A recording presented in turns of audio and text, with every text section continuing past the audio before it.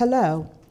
On behalf of the International Awareness and Involvement Committee of the Philadelphia Alumni Chapter of Delta Sigma Theta Sorority Incorporated, thank you for tuning in to our podcast for World AIDS Day 2021 as we partner with Femme Noir Files, our subject matter experts, and our collegiate sorors as they converse on ending the HIV epidemic and equitable access and everyone's voice.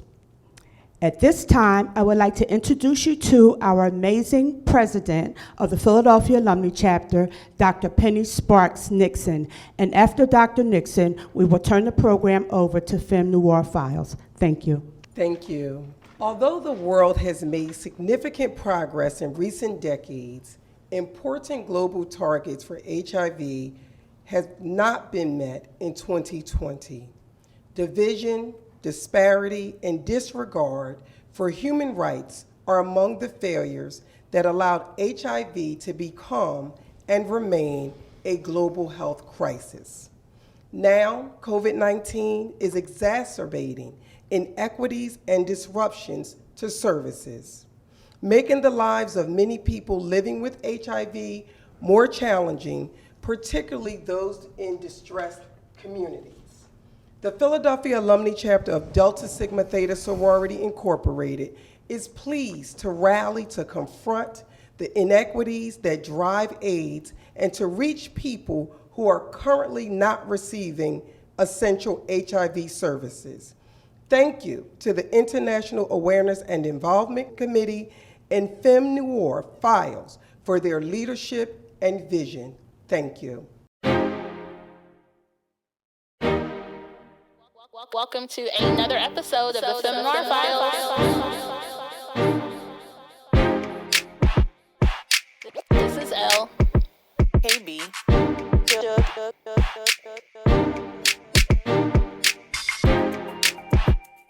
Hashtag feminism. African queen. African queen. 3 black senior women.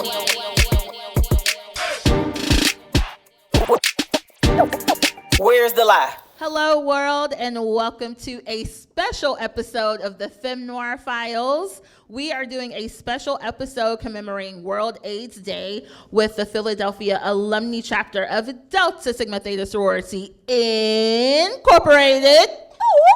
Hello, KB and Suge. How are you guys? Man, I'm blessed. That's all I'm going to say is I'm blessed. I'm sleepy. Oh, Lord, what's new? You know what? I was at work last night. I know you were. Thank you. And I got up and drove to come hang out with y'all. I know, the hardest little work in Delta Femme Noir Files. Don't encourage that. What you mean don't encourage that? I'm on a mission. Don't encourage that at all because, you know, I'm just saying. What you saying? I'm just saying. Ladies, we have guests today. We can't play today. Okay, I'm sorry. Go ahead. So, yes, we are on our best behavior today, ladies. Yes, ma'am. Okay, because we try to do big things. All right, anyway. So let's talk about the purpose of this episode. World AIDS Day was first observed in 1988. Every year, the goal is really to bring that world attention to the HIV epidemic, endeavor to increase HIV awareness and knowledge, speak out against HIV stigma, and call for an increased response to move toward ending the HIV epidemic in the U.S. And this year's theme, did you guys see that the theme? It is ending the HIV epidemic, equitable access, everyone's voice. I did not mess up them E's. You didn't. I'm so proud of you because that alliteration is hard. Yes, ma'am. And you know, sometimes even though I be okay, You better come through. I heard all of you better get it. pronunciation. Okay. equitable. Yes. Okay. Get it, DJ KB. That's what's up. So now we are going to have Suge and KB share the bios of our first two guests. Then we'll share some statistics. Then we will bring in our experts to have a lively and informative discussion. Let's get this party started. All right, so first up, we'll be talking about Dr. Kimberly Brown. Kimberly Brown is the National Field Director for Janssen Infectious Diseases and Vaccines. In this role, she leads the development of medical strategy for field-based medical teams and oversees development for the broader organization, including vaccines. Prior to her current role, Kim served as the scientific director for Janssen Research and Development, leading 2 large phase 3 trials and several phase 1 studies.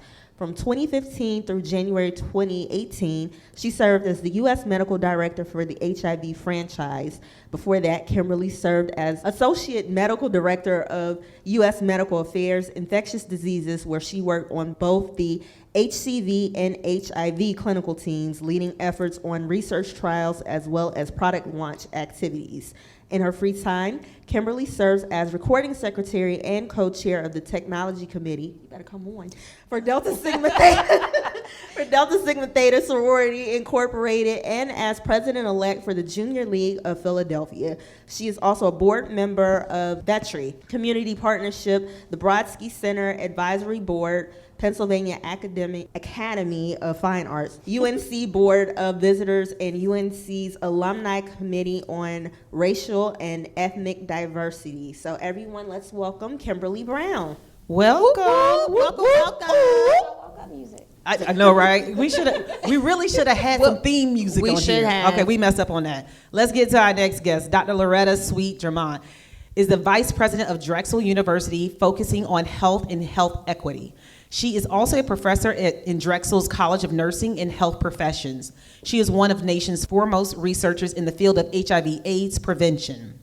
To date, 9 of her evidence-based HIV, STD, and pregnancy prevention curricula have been designated by the Department of Health and Human Services Office of Adolescent Health and the Centers for Disease Control and Prevention for national and international dissemination.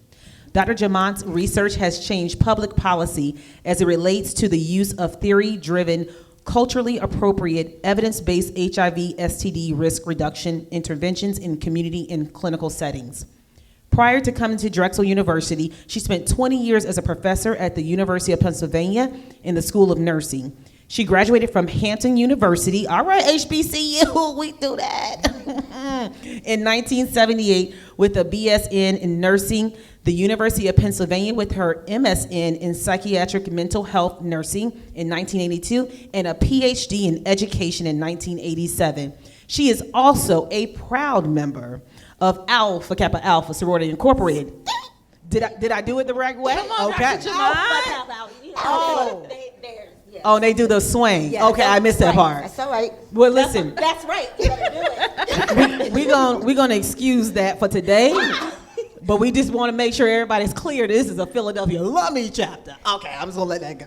All right. Glad to be a visitor. And I know where my home But is. listen, Yes. this is really black girl magic. So Yes, can we it just say is. that? Yes, it This is. is what this is, and I love it.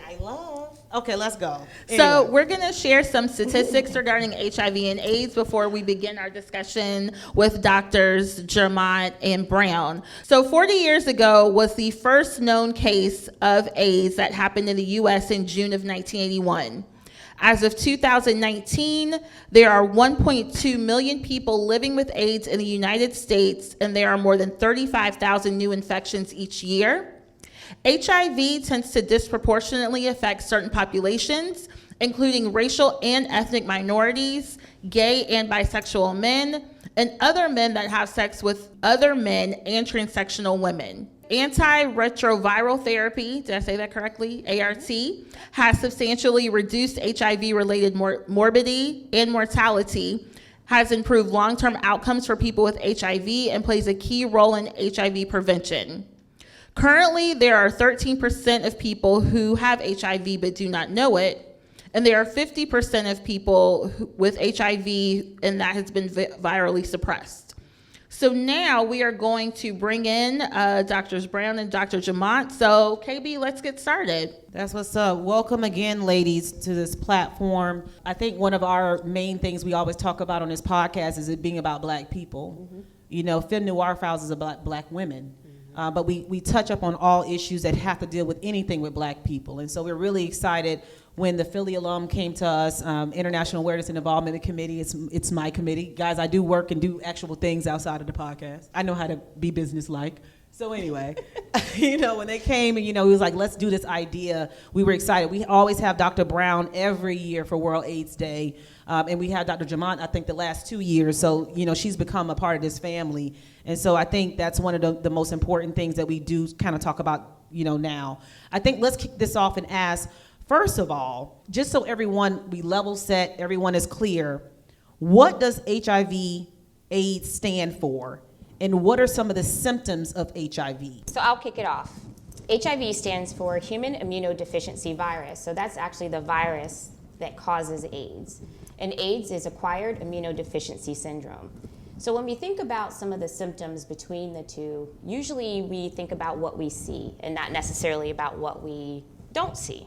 So a lot of times people see people that have weight loss, they may see some shedding of the fat in their faces, they may see or hear about fatigue, being tired, loss of hair, things of that nature. But there's a lot that actually goes on with HIV that you don't see, which impacts the immune system and various organs throughout the body. Thank you for that, because I think sometimes we just say these words and these terminology. We know what it means, but everyone else might not necessarily know what that means. So let's talk real quickly, and I'm going to start with you, Dr. Jamont. How is HIV transmitted? Can you maybe tell us about how is it transmitted? HIV is transmitted, number one, by unprotected sex. Let's get busy and let's get clear, because people are having unprotected sex is keeping this virus real and alive. Yeah. And so if we can curtail that and get that under control, maybe we can have a way of looking at how to prevent this better. So unprotected sex, blood, semen, vaginal secretions, and still breast milk, I think. I was looking it up. I think that you can still get it that way. And so if we think about all of those things, and number one, when they fixed the blood supply so there was not as much with blood anymore, but the issue that we as sisters can control is this unprotected sex stuff. And so if we can we have to understand that HIV can be prevented in certain kind of ways. We can talk more about that when you come to that question, but I was ready to go on a roll, so I'll slow down to you. For sure. One other way that it can be transmitted is mother-to-child transmission. Yes. So when a pregnant woman is having a baby, if she doesn't realize that she's actually HIV infected, then she can actually transmit the virus to her unborn child as well. And so they normally give medicines to pregnant women who already have HIV, so that way it can lessen that transmission. How good is that right now? So it's off the charts, actually. Okay. So Very good. it's rare to actually see an HIV infected baby nowadays, just because the medications are so good and because most women during their pregnancy are started on antiretrovirals very early on. And so it gets the viral load down, so it reduces the risk of transmission for the most part. And they're very careful about it too. I think my daughter just had a baby, and just knowing all the questions that they ask in your prenatal time to make sure all this is okay is just really remarkable. And constant testing Yes. as well. Okay. So make sure that you're getting your prenatal care if you're pregnant. For sure. All right, so that kind of touches on and going into the question that I would like to ask you guys. So HIV and AIDS has been around for over 40 years now. So can you discuss some of the advances in our knowledge of HIV and AIDS from, starting back then all the way up through today? Yeah, there's been tremendous advances with respect to antiretrovirals, just what we know about the disease, how it impacts us, as well as prevention methods. So Dr. Jamont mentioned, unprotected sex. We all know about condoms. We all know about abstinence. But there's some breakthroughs that have come through within the last 10 to 15 years, and even more so, some are on the horizon about PrEP. So what is PrEP? Yeah. Tell me what PrEP is. Right.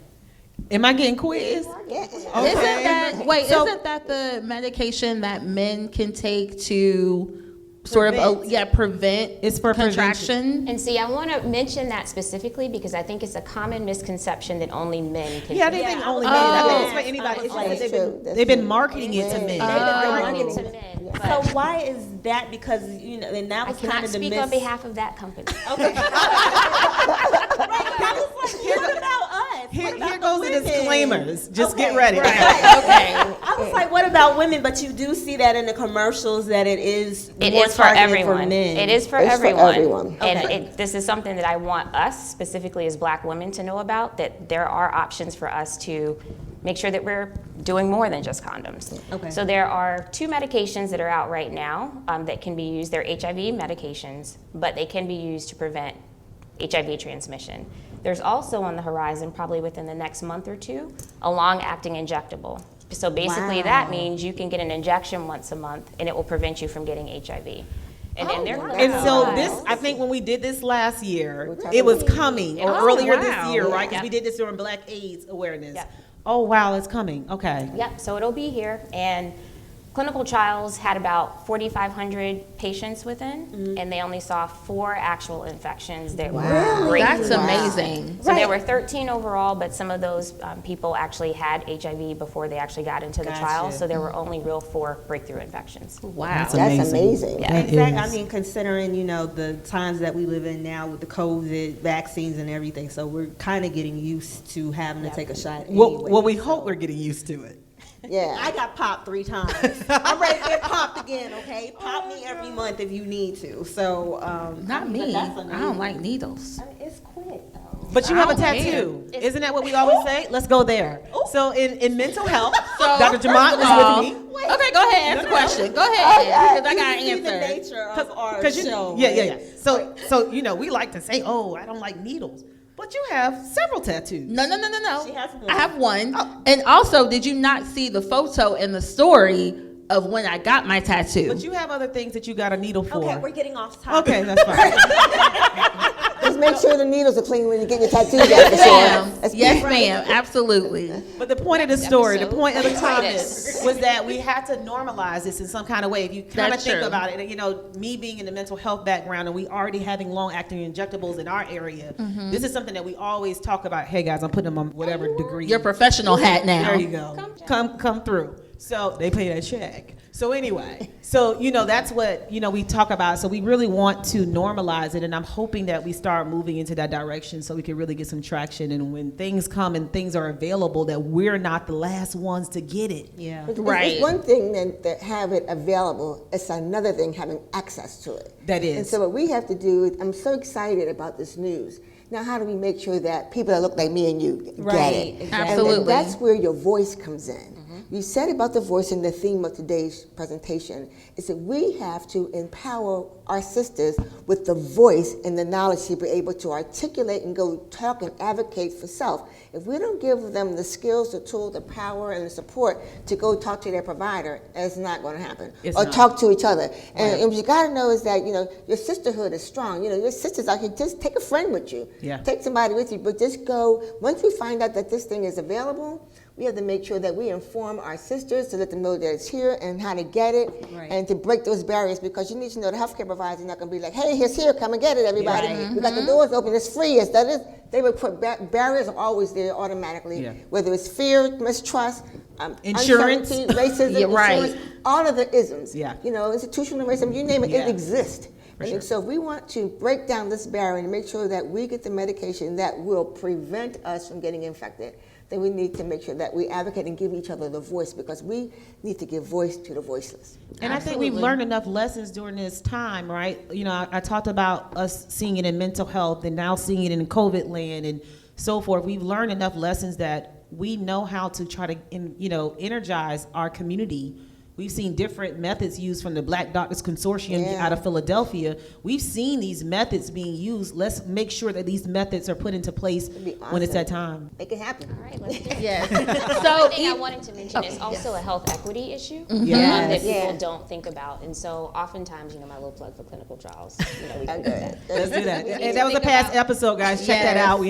We had what is a clinical trial? Tell That me was- about it, because this is critical, because we do not participate in clinical trials No, for we a lot don't. of Correct. the Yeah. issues of racism Right. and all the things that have happened in our past and our history of mistrust. Go ahead, girl, take it from Yep. me. So from there, it really becomes a health equity issue that we don't need to be the barrier to us getting optimum health Yep. care. Because we're not in clinical trials. We Right. don't want to participate in them because of Tuskegee. Right. And, various other atrocities that have actually taken place. But doctors aren't going to be likely to use these drugs in us if we're not in them. That's right. We're not That's going to be right. likely to use any of these products or these vaccines or whatever else it Exactly. may be because we don't see people that look like us in clinical Exactly. trials. So it really is going to be up to us to close that equity gap by standing up, doing our due diligence, making sure that we have the right amount of information, but also taking the step to make sure that we have data in Black and brown people.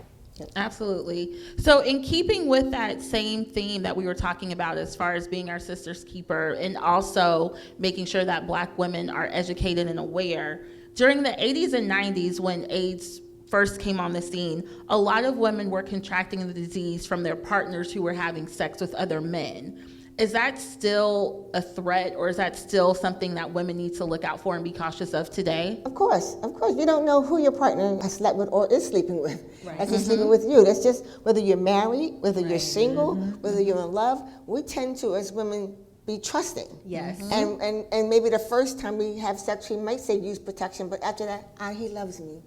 I just know he's not doing anything else. And so because of the thing of that fear and trusting and loving, we just dropped the condom ball. Yeah. And so part of that issue to me is that we have to empower our sisters still today. This drug can be here. We still got to be protecting ourselves. We still got to put ourselves first. We still have to have the voice to say, if you want a little bit, put a condom on it. I like that. If you want a little bit, put a condom on it. Come on, give me back. You know, I'm tempted to start rhyming, but I said I was going to be on my best behavior. But the other thing too is it doesn't matter if you're 25 or if you're 75. Right. And I think that's a common misconception as well, is that older women can't get it because they're like, oh, I can't get pregnant. I've already gone through menopause. And we see that the older population is one of the leading demographic groups That's that is increasing. actually getting HIV. Yeah, a lot of divorced women, a lot of single women. It's just Nursing home nursing outbreaks. homes. Yeah. I was gonna mention that. Widows, it's just really this whole thing. What it is that we don't have the confidence in our skills to be able to negotiate condom use. And we don't have the skills to make sure that the man puts it on. Right. Or we don't have Yes. the skills to negotiate, hey baby, put this condom on, I know how to make it feel good for you, baby. So it's those hedonistic things that get in the way. He knows how to say no. Baby, I want it real, I want it this, I want it that one. Then we say, well, please put this, oh no, baby, I want you. Then we say, okay. Yeah. And you know what? That's a part of that other piece I want to bring up, because I think we, for so long, you remember when On the Down Low book came out, people thought it was just one kind of person. So I'm glad that we're talking about that, because it's not just one type of person. It can be a heterosexual man that is bringing it in. So I think we have lost traction in what we're seeing these increased risks with women, because we thought it was just, that's just that population. No. We can't. You never know. You don't know what you don't know. You don't know who they're sleeping with. You don't know what they're doing when they leave your bed. You don't know what they're doing. You just don't know. And so when you don't know, you got to be safe. So that's the message. Be So one safe. of the things that I do is I always ask a potential partner, do you have sex with men, women, or both? And they look at me. And I'm like, yeah. You have to That's ask. real. A lot of people Exactly. don't A lot of identify people with don't being ask. gay. Yes, or yeah. gay. Absolutely. So you have to ask them in such a way where it's not threatening to them, where they can hopefully tell you the truth about it. Absolutely. And I ask that before I even get to the condom use. Go ahead, girl. Get your strategies in place. She's giving you how to talk about it. She's telling you got to use a condom. And so young people And in prep. and prep. And so it's going to be a process here, but we just got to make sure our women are skilled enough to be able to talk about it, negotiate, and go get what they need to be safe. Right, and then Facts. also I think it's important for people to get tested. Like, especially Yes. the first time when you have a new partner, make sure that you guys are both tested. But I think it's also important for people to continuously get tested throughout the relationship, because, although you start out one way, like you said, you never know who somebody might be sleeping with. So that way, just to make sure your bases are covered, you always know your status. And I wouldn't even put it past married people. Exactly. We Even don't know married, how yes. many Even married married. couples Absolutely. I've seen come into clinic. Right. So even sort of going back into what Dr. Jamaat was saying earlier, as far as a lot of the isms that we as Black women face when it comes to getting tested and being educated, what are some other barriers that still exist in our community when it comes to getting tested, getting treatment, especially during COVID, like for the last year and a half? What are some barriers that continue to face our community? Well, stigma's still there. Stigma, shame, guilt, the same things have been there for a long time. Embarrassment. And so those are the barriers, as well as insurance and all those other issues. But you want to add, sis, what I'm thinking? It's also, to the point of stigma, it's how we talk about it. Yeah. I remember being on rotations, and one of the reasons that I actually got into HIV is because my preceptor at the time said that people got HIV because they were dirty. Wow. Because they were dirty. And so, after time, and as I've reflected, and I've mentioned this before, if you've had any sexual experience, if you've had a child, you've been one sexual experience away from actually getting HIV. So it's not above anyone. When we look at the demographics, it does not discriminate according to age, religion, color, Race. sexual preference, nothing. So we just have to keep that in mind overall. All right, so I know you guys were talking about the PrEP and everything. So with all of the advancements that have taken place over the past 40 years, what's the current status of a possible cure or vaccine for HIV or AIDS? Go ahead, Doc. You know that stuff. I would say, I'm So still with there's the lots prevention. of- She's with the medication stuff. So do it. There's lots of cure research that is ongoing. Several different companies have that underway. There have been several different clinical trials that have looked at different parts of different proteins, the envelope, sanctuary sites, and things of that nature, probably over the last 20 years. But now we're actually seeing a lot of that come together to be more formulated to actually prevent and have a cure.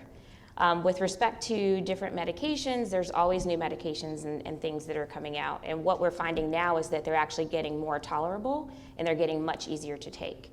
So now we have long-acting injectables. We also are on the forefront of having a super long-acting injectable where, more or less, someone who is living with HIV would have to take an injection twice a year. Wow. So Yeah, I'm about to pull a 6 month. we about to pull a 6 month. I'm not. I Not hope. us. Okay, not us. Okay. Not us, but there is research being done. And with respect to vaccines, there has been ongoing research within HIV with respect to prevention from that standpoint, whether it's people who are not currently living with HIV or those who are actually living with HIV as a means of suppression. So that work is ongoing as well. So keep an eye out for that. That's important stuff. So I'm glad to hear that because that's what's really going to make a dent in this whole epidemic. So. And we're pretty close. So there's a phase 3 clinical trial that's actually taking place right now for an HIV vaccine. So hopefully we'll get the results of that in the next few years. And then how do we start prepping our community? I know forums like this will help to prep, so that now you're already hearing it. You're going to be like, oh, I heard this on. I heard this already, right?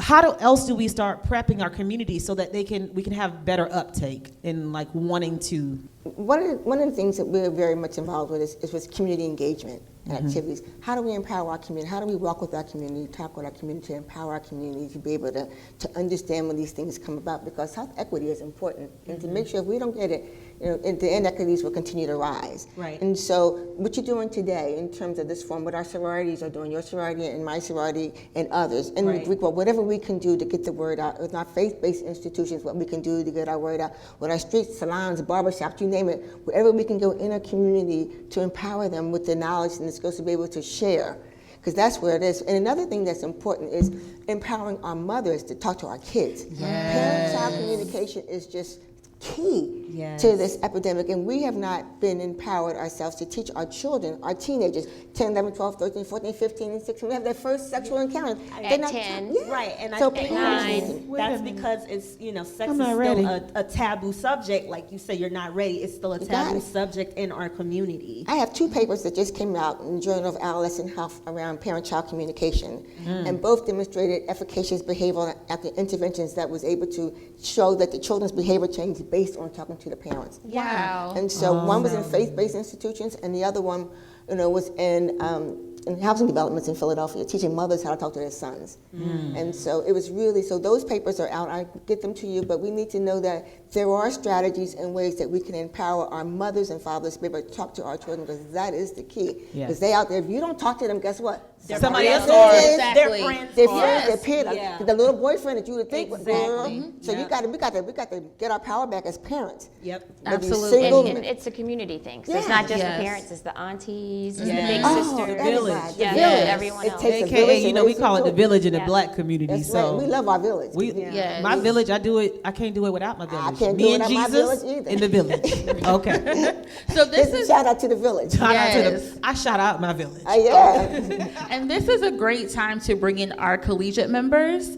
Even though they're not as young as 14, 15, 16, they are younger. I still can't Young get with ladies. how old Yes. I am, but they are definitely in a different generation and are much younger than the 3 of us. So we want to. Wait, yes. all you really have to do is listen to the episode. You'll know how old L is. Really? Not just L, you too. Wait a minute, sis.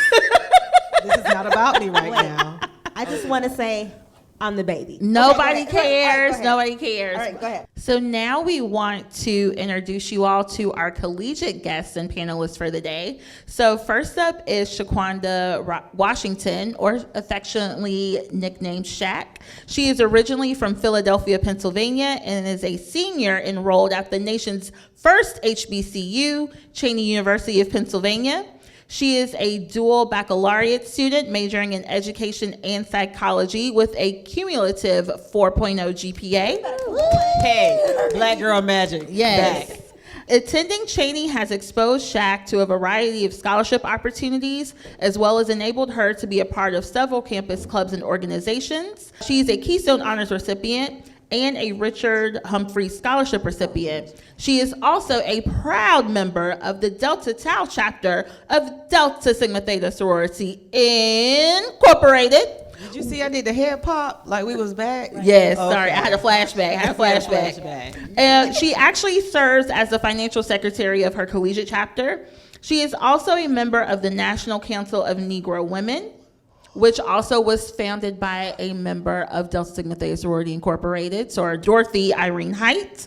She is also a current board member of Cheyney's Judicial Conduct Board, a Title IX ambassador, as well as an advocate for children's welfare and development. So welcome, Shaq, to the podcast and the discussion. Welcome. All right, so also welcome to the panel. We have Demaya Stevens, who is a sophomore at Temple University, majoring in early childhood education. Source Stevens is a Spring 21 initiate of the Epsilon Delta chapter. She hails from Philadelphia, Pennsylvania. Prior to college, she graduated from Philadelphia School of Performing Arts String Theory, where she was a classical ballet major. Very nice. Okay. She is trained and danced professionally throughout Philadelphia, New Jersey, and New York. She has performed with Ballet Dynamics and Elion Dance Theater.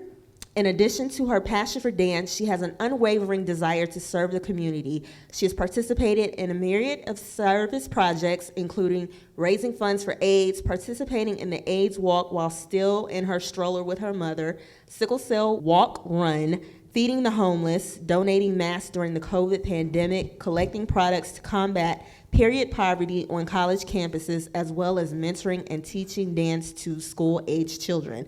Her ultimate goals are to teach young children and own a dance studio to inspire young students in the arts and to help them incorporate the arts as a coping and healing mechanism.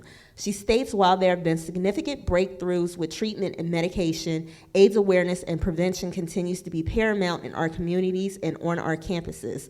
Volunteering and making an impact in our communities is paying homage to our loved ones who suffered and died fighting this illness. So everyone, please, let's welcome Miss Maya Stevens. Woo! Welcome, welcome. Thank you for having me. So we know that, you young ladies are a little younger than us. Only a little. Like, it's not a huge amount. But we thought it was important to get various voices from various generations on the show. So how concerned are you and your friends about contracting HIV and AIDS? So we're not necessarily too concerned, only because we practice being safe and abstinence.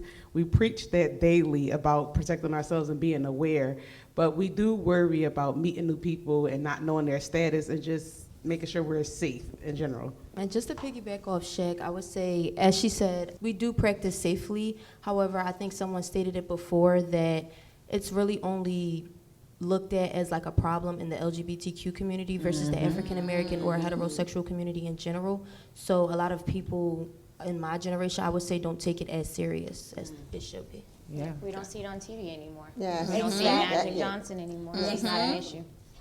Yeah. So another question that we have for you all is, do you think that your schools do a good job of raising awareness about HIV and AIDS? And if not, what more could they be doing? Well, as you guys know, I attend Temple University, which is a predominantly white institution. And it is very diverse, and I would say that they do try to bring awareness. However, I feel like there's always more that can be done. And one thing that I can say, like in general, for this year, like my, that's Sigma Theta Sorority Incorporated, my organization, we did participate in the Philadelphia AIDS Walk, as well as, another organization on campus. However, we were the only two organizations that were, Black and participated in. Other than that, it wasn't really anything on campus to really show or like bring awareness to what's really going on. Shaq, what about you? I agree. I feel like there could be more to be done. At my school, we do have classes that incorporate health and they talk about those diseases, but I feel like it should be more being done. Being as though we had a pandemic, it was less participation. When we do have things, it's more so having an outsider come in and help facilitate the event. And you know, that's a good question about, you mentioned a pandemic, and I think I was going to ask this question earlier.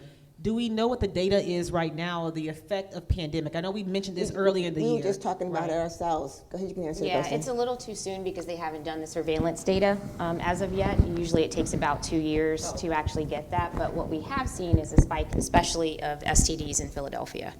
And STDs and HIV are like girls going to the mall. You never see a girl going by herself. Right. That's right. You are coming with the little colloquialisms and the sayings today. I'm a fan. All right, now. I love it. I just need y'all to write those down for us when we finish, so I'll give y'all credit. I just want, to say them when That's we right. leave today. That's right. No, you Yeah, get it. I'm gonna give you credit. What I want to add is what they were talking about. I'm being a professor at a university setting and being in a university professor for over 30 years. It's interesting to see how when we first was talking about AIDS, it was everywhere. It was posters, it was booklets, it was things, it was in the dorms, it was teachers, it was trying to get condoms on campus, it was all the condom machines in the dorms. They were really pushing it. And over the years, it kind of dwindled down. Definitely. In terms of what's the message I wonder today. why. Why? Why? Because I feel like you got something in. Yeah, when HIV first came on the scene, it was called GRID, Yep. gay-related immunodeficiency Yep. syndrome, Yeah. primarily Caucasian males. Right. Now that the demographic has changed, You don't hear as much about it. There you go. That makes sense. And with that being said, and we know demographics have changed, what about the HBCUs? What about Yeah. who we are? And what we need to be doing better at our schools because we need to be safe and we need to make sure that the statistics that they're talking about us is really not that bad and that we can grow and become better. And so these predominantly white institutions still need to do it because we are on those campuses and still involve ourselves with each other or with other races. Sex is sex and people are just having sex all kinds of ways. And so, and not to say that it's all safe. And so we just got to know that on college campuses, there's got to be a stronger, better message in the dorms, in the programs, wherever, because my concern is just the drinking and the sex. Yeah. The behaviors and the sex. So sex is one thing, but the other behaviors make you do other things. And so how do we make campuses stay safe for our children? Yeah. We are paying our money to send them there. So how do we make sure that the places where our children are going to grow, to learn to be, is safe for them? Yeah. and I think one thing that people don't realize is there's been some data looking at cases of HIV on college campuses, and they see that they're higher on college campuses than they are in the general population. Yeah. So there was a study done in North Carolina a few years ago just looking at the North Carolina system, higher there than the rest of the state. Yeah.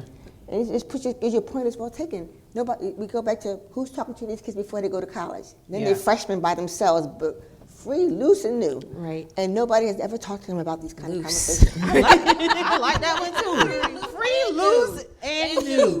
You had a college campus out there, they knew people on the block. All right, so that kind of dives into the question that I would like to ask you guys, as far as being on campus. So, are condoms readily available? Are they available in the clinic? Because I want to say the last time I was on FAM's campus, I do know, because we have the co-ed dorms now, which is new. They got co-ed dorms? We have co-ed dorms. Okay, we're not that old. Right. Let me just say that again. But They might have just did this. But okay, that's what now that some of the dorms are co-ed, I do remember being in the lobby and there was a bucket of condoms sitting right there. So in case you did need one, you knew where to go to get one. So do you guys see any of that on campus? I don't personally. I'm pretty sure that there are available in your typical clinics and places that they normally would be, but they aren't just sitting around in a dorm room or Readily anything. available. Yeah, no. Wow. What about you, Shaq? I do actually see that in our health and wellness center, they do have those things out there and accessible for students to grab and get. We also, our chapter, Delta Tau, we actually had an event the year before last, where we had someone come to do STI screenings and we gave out a bunch of condoms as well. So we always try to make sure we're doing our part to keep students safe. No, that's what's up. And I think we were just kind of talking about the differences in the years, right? Mm-hmm. So when, we were little, we've had shows like A Different World. We had Girlfriends. We had the movie Philadelphia with Will Smith in there that discussed HIV/AIDS. Tom Hanks. Tom Hanks. That was Denzel Washington, KB. It was Denzel and Tom. Yes, it was Denzel. I like the way Elle corrected me more than the way Alicia corrected me. The point is that we had a movie, okay?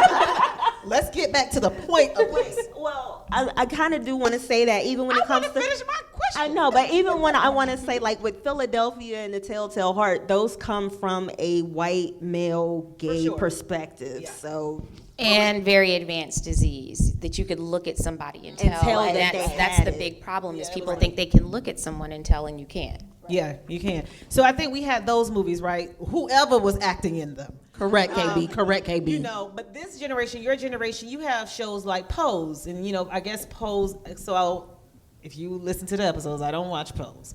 But I'm told that it's based in the 80s and 90s. So even Correct. though it's like based back then, right?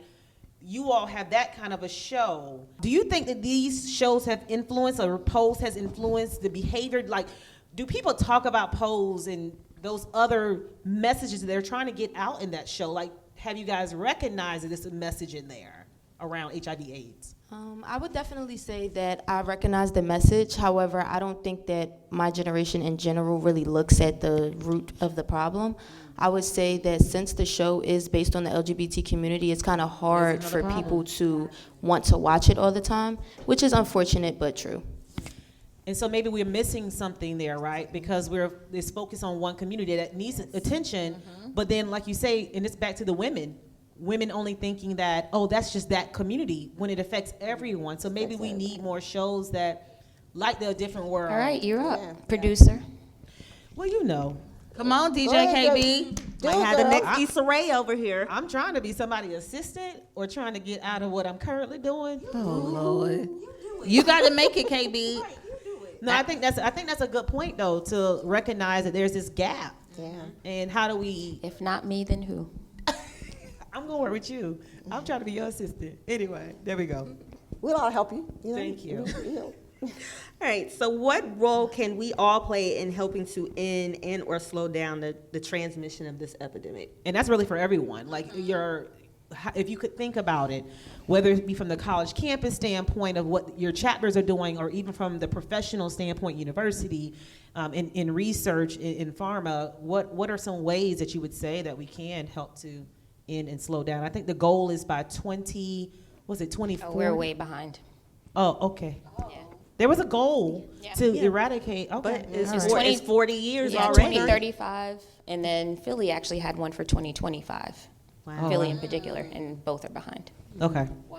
So what are some ways, you guys? We can go around and round robin it. I would say we could just try to continue to spread awareness about the severity of the actual issue, as well as trying to make sure we have equitable care and actual access for people that may not have the resources or don't have the circumstances to be able to get the medications or whatever that they need. That's awesome. Thank you.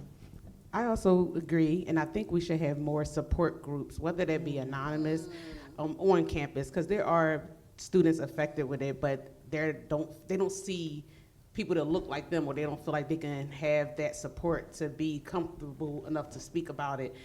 I feel like that's a major thing. Another thing, I believe, the health disparities.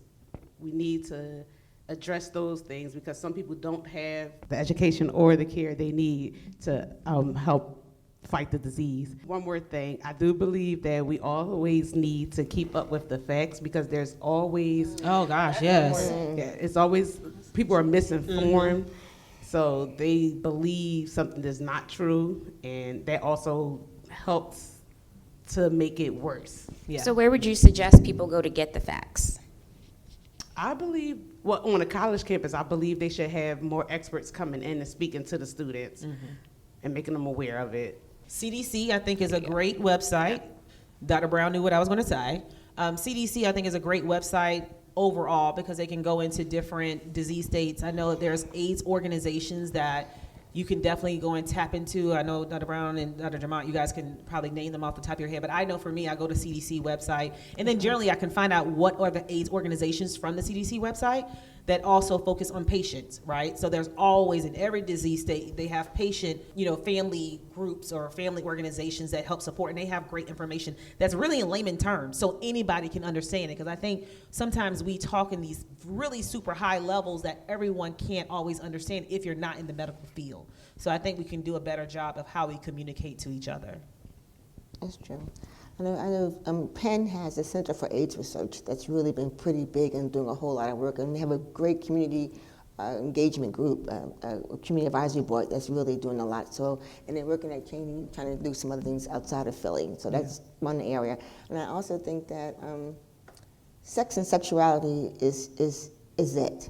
People have to know how to talk about sex. People need to talk about sex education. We need to be able to discuss these things with our children, with our partners, with each other, with sisters, so that we can empower each other and give them the voice. Because we need to, only way we're going to be able to eradicate this issue is just empower us with the voice and the knowledge and the skills to be able to protect ourselves and prevent it. Whether you are using condoms, whether you're pregnancy abstinence, whether you're taking PrEP, it's the whole gamut of how do we get, and then if you're taking antivirals and you're suppressing it. So how do we get everybody on the same page to want to do this and do this? Well, I'm going to give this to you, Doc, because I know you got... I think you all hit on most of it. The only thing that I would add is have the conversation, have the conversation, have the conversation. Not just in the beginning, continuously throughout. Make sure that you're getting tested frequently. Don't ask me how much I go. The way my anxiety has been during COVID, I get COVID tested every it's week. Going out of style. I know. She does. I'm sorry. I'm so sorry. Get tested. She just, you see, it came with a lot of extra. I'm so sorry. I'm so sorry. Okay. Anyway. And then just use different, like you talked about, people are in different places on their journey, making sure that you're thinking of all the different modalities that are out there for prevention purposes. Yeah. And then reducing some of the stigma around it. Yeah. HIV is just another disease, just like high blood pressure, just like diabetes. And unless we're comfortable having conversations about it and educating people on it, it's not going to go away. So we have to reduce some of the stigma around it as well for people who are living with HIV. Is there a risk when we reduce that stigma to downplaying it? Absolutely. You know what I'm saying? Because I think I get it. I don't want to know what y'all thought, because I'm like, man, I hear some stories. I'd be like, y'all don't know this ninja still out here? Ninja. I shouldn't call it ninja, but I mean, yeah, it's a generational thing. I'm so sorry. Yeah. So we're the start of millennials. So that is it in reducing the stigma? Do we run the risk of downplaying it to a point that people think, It's not a big deal. No, it's a very good point. So that made me think of U equals U. Have you all heard of that? I heard of this. So U equals Wasn't it U. a campaign or something? There's a campaign around it. So basically it means that undetectable means untransmittable. Oh yes, I'm glad we brought the undetectable You thing. and you. Yep. And so for a lot of people living with HIV, they feel as though they don't have to disclose their status because their viral load may be undetectable. When you get a viral load, it's at one point in time. So you don't really know what's happening over time. The next time. The other 59 days or the other 180 days that are going on, and if someone is having unprotected sex, you're running a risk. So your point is well taken about that. So the bottom line you just made is unprotected sex, regardless of what it is, and get everybody tested, get them treated, get them conversations, and it's scary, but it's still here. And what's happening, and your point is well taken, is that the college, the next generation does not see it as hard as we've seen it. So they don't see it like us. They have not experienced what we've seen and the losses that have occurred along the journey. And so their vision of it is different, and so their behavior is different. Yeah, because even in the shows, we think about. But you remember our shows? I It think was that scary. was, but I think that's the point, kind of what you hit on. It's not as talked about. Remember when we were younger, it was a big deal. They had after school specials. You had the real world with Pedro Zamora. So he was the first person shown on a national level that had the virus. So we don't publicize it. We don't talk about it as much anymore. And unfortunately, you know, the generation coming behind us, they don't take it as seriously because they didn't see the devastating effects of it the way that we did when we were growing up. So. Well, I'm encouraged that they do know the impact it can have. Like, we have some sisters here today that do know it. Yeah. And I think it's upon us all to educate, talk about it. I call out my friends when I be talking crazy. Like, I be like, yes. Excuse me. Exactly. I am the one in the group. You know what I'm saying? And I think it takes us all in our individual settings to do that, to bring back that conversation. So I hope you young ladies over at Temple University and Cheney University go back and say, hey, look, listen what I learned today. Like, we should be having some conversations, you know what I'm saying? And not making it so that we can't talk about it. And it's no judgment. Like, yo, for real though, you sound like you had a lot of fun, but let me just tell you, this ninja's still out here. Y'all can use my term. Give me credit. Say KB said it. Okay. But I think we have to have those conversations. Mm-hmm. Yeah. So we just want to thank you all for joining us today. This was an amazing conversation. And as KB said earlier, I really hope that we can continue to do this, whether it's yearly, bi-yearly, however often we decide decide that we need to have these conversations. Is it a bi-yearly? We say biannual. Biannual, sorry. Okay, I just wanted to correct somebody on the stage. No, wait a second. Somebody corrected me earlier. But you thanked me with how I corrected you. Oh, I did. I'm sorry. It was See? for sure. Thank you. I'm sorry. Take it back. Thank you. So in any event, we definitely want to thank Dr. Brown, Dr. Jamaat, and Maya and Shaq for joining us today, as well as the Philadelphia Alumni Chapter of Delta Sigma Theta Sorority Incorporated for hosting us and getting us all together for this important conversation. Can I just really shout out the International Awareness and Involvement Committee in particular? Yes, I just want to do that. Thank you. We Continue. know that's your committee. We know that's your committee, KB. I just want to say that again. Okay, let's go. So as we close out this official episode of the FemNoir Files, we definitely want to end it with our Dope, Gifted, and Black segment. And of course, as we all know, our sorority, Delta Sigma Theta Sorority Incorporated, just had our 55th National Convention in Atlanta, Georgia. And we also had a virtual component as well. But also on the second day of our convention, we named our 2021 honorary members. So we definitely want to give a shout out to our new sorors because they are dope, gifted, and Black. So of course, journalists Joy Ann Reed and Abby Phillip, singer Loretta, Navy Admiral Michelle J. Howard, Ambassador Atala Shabazz, and Colette V. Smith, who is also the NFL's first Black female coach. I just want to say, how many were there? Oh, Lord, 6. Yes! Oh, Lord. Really? Is that what we doing, Shug? Is that what we doing? Who knew she was going to go to the number thing? I didn't know she was going to do that either. So wait, so the listeners know Shug was the number 6 on the line. I guess she wanted everybody to know. But how many founders was it? Can we do that? Thank you. Thank you, listeners. God bless you and good night. There were 22 founders, but also what's 22 times 2? 44. Thank you. So we all gonna be in it. Y'all are so corny. All right, let's wrap it up. So again, thank you all for joining us. This has been an amazing show, an amazing episode. And thank you for joining us for another episode of the FemNoir Files. Bye. Don't forget to listen, rate, and review us on Apple Podcasts. Listen to us on SoundCloud, Spotify, and Google Play. Connect with us on social media at FemNoir Files on Facebook, Instagram, and Twitter. Thank you for joining us for another episode of the FemNoir Files. Bye!